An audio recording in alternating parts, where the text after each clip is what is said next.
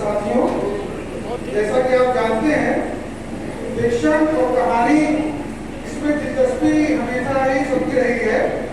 और आप देखिए, पुराने दौर से आप उसमें निगाह डालिए, जो है इंसान की आदत नहीं है कि वो जब थका हारा बैठता था तो शाम के वक्त जो है लोग अपनी अपनी कहानी किससे सुनाते थे, तो उसी का रूप जो है आगे चला आता है। जो है पहले का दौर था कि उसमें दास्तानों का वजूद था और उसमें मामलों को और वो जो तफरीह दास्तानें होती थी।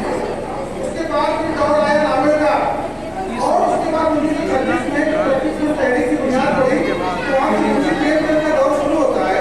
और उन्होंने जो कहानी का एक सिलसिला शुरू किया, क्योंकि वो गाँव देहात में बहुत करीब से देखा था, तो वो चीज़ें उनकी कहानी में नजर आती है। और प्रेमचंद ने करीब 14 नावल लिखे हुए हैं, और उनका वो जो है जिस तरीके से उर्दू में मकबूल है, उसी तरीके से हिंदी में मकबूल है।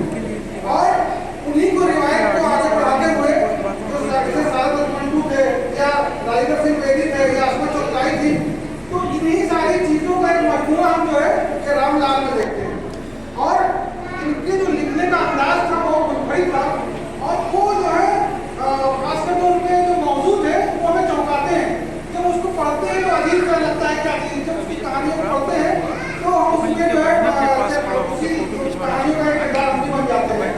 और उन्होंने जो अपना जो वक्त गुजारा, जैसे कि बताया गया उनके बारे में, उन्होंने सफर किया अपनी जिंदगी में, तो जिस चीज़ को उन्होंने महसूस किया उसी चीज़ों को अफसानों में ढाल दिया। जो है तो उनका जो तर्ज तहरीर था, जो उनका जो उसलूब था, वो निहायत मुनफरिद था। जो है और हम कहीं ना कहीं उनकी कहानियों में चीज़ें पाते हैं, और यही वजह है कि कहते हैं कि इंसान चला जाता है दुनिया से, लेकिन उसकी कहानियाँ उसको जिंदा रखती हैं।